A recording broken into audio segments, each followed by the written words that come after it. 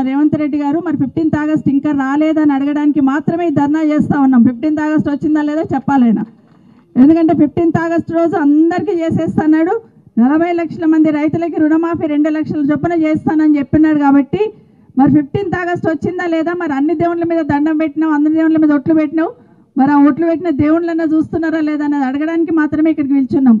రెండవది, రైతు బంధు ఈ పాటికే వర్షం పడుతుందంటే చాలు, కేసీఆర్ గారు ప్రభుత్వం ఉన్నప్పుడు వర్షం చినుకులు పడుతున్నాయంటే మన అకౌంట్లలో డబ్బులు పడుతున్నాయి, రైట్ అకౌంట్లలో టింగ్ టింగ్ టింగ్ టింగ్ అని మోగుతుండేనా లేదా ఒకసారి చెప్పండి.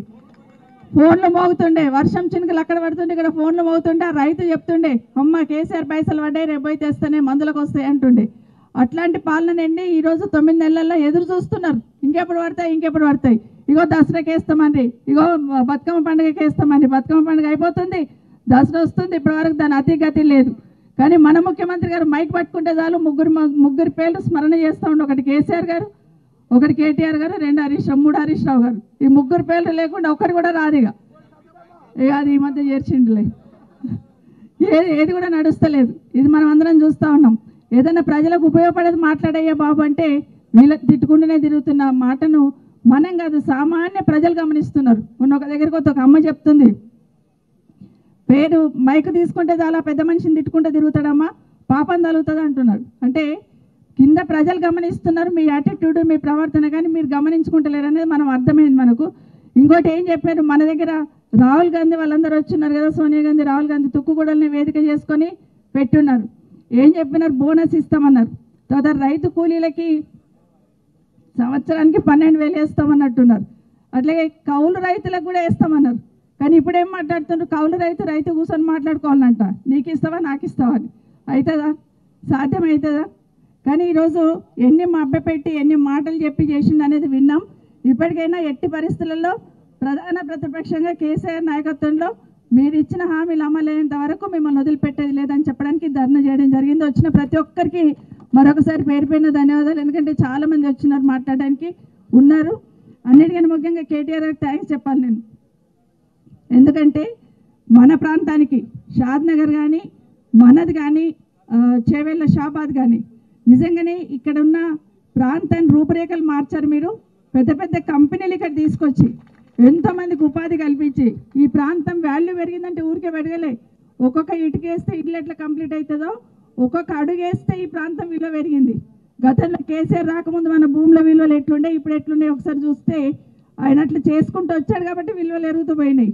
కానీ ఈరోజు ఈయన వచ్చినాక మొత్తం కూడా పాడు చేసే కాడికి వచ్చిండు అనేది వాస్తవం అని మీకు అందరికి మనవి చేస్తూ ఈరోజు కేటీఆర్ గారు మన దగ్గరికి వస్తున్నారు. మన ముఖ్యమంత్రి గారికి ఏం చేయాలో అర్థం కాలే. అరే కేటీఆర్ కందుకూరు పోతున్నాడు కదా, మొత్తం కందుకూరులో రాష్ట్రం అంతా అటే తిరిగి చూస్తారేమో, నేనేం చేయాలని రాత్రి 1 గంటలకు ఫాక్స్కాన్ కంపెనీ ఉంది మన దగ్గర, కిషన్ రెడ్డి గారి కాన్స్టిట్యున్సీ మనకు మధ్యలో.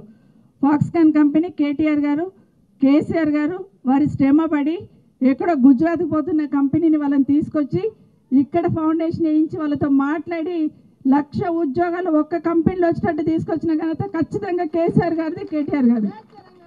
సో అది వాళ్ళు కూడా ఛాలెంజ్గా తీసుకొని 30,000 ఉద్యోగాలు ఇప్పుడు ఇవ్వబోతున్నారు. కంపెనీ కంప్లీట్ అయిపోయింది, బిల్డింగ్ కంప్లీట్ అయింది, 30,000 తుక్కుగూడ దగ్గర ఉన్న దాంట్లో ఇస్తూ ఉన్నారు. అయితే ఇప్పుడు ఏమవుతుందంటే కంపెనీ కంప్లీట్ అయింది, రేపు ఎల్లుండో దాన్ని ఇనాగరేషన్ చేస్తారు. మరి ఆ పేరు మొత్తం కేసీఆర్ కోత ఎట్లా అనుకున్నాడేమో. రాత్రి 1 గంటలకు కలెక్టర్ ఫోన్ చేసి బాబు నేను వస్తా, సున్నం సరిగా వేసిందో లేదో, మరి ఆ మిషన్లు పెట్టిందో లేదో, లైట్లు సరిగా వాడుతున్నా లేదో, నేను వచ్చి చూసిపోతాం ముందని చెప్పిండట. ఇప్పుడు వస్తున్నాడు చూడడానికి. ఎందుకంటే కేటీఆర్ గారు వచ్చింది కాబట్టి డైవర్ట్ చేయాలి కదా ఇష్యూ.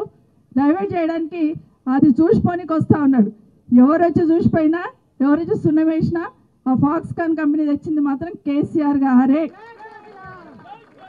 1,00,000 కుటుంబాలు, 1,00,000 ఉద్యోగాలు అందులో వస్తున్నాయి. అంటే 1,00,000 కుటుంబాలు తుక్కుగూడ పరిసర ప్రాంతాల్లో ఏర్పాటు కాబోతున్న పరిస్థితి తీసుకొచ్చినారు. మీరు వచ్చిన 9 నెలల్లో ఒక్క కంపెనీ ఇక్కడ వచ్చిందని చెప్పమని అడుగుతున్నాం ముఖ్యమంత్రి గారికి. ఇంతకుముందు మాట్లాడుతూ శ్రీకాంత్ మాట్లాడుతూ చెప్పినాడు రోడ్డు విషయంలో. ఆల్రెడీ 2 రోడ్లు ఉన్నాయి కదా, మరి ఆ 3వ రోడ్ ఎందుకు కట్టిందని అడుగుతా ఉన్నాం. అది మళ్ళీ మాట్లాడతాం, ఫైట్ చేస్తాం.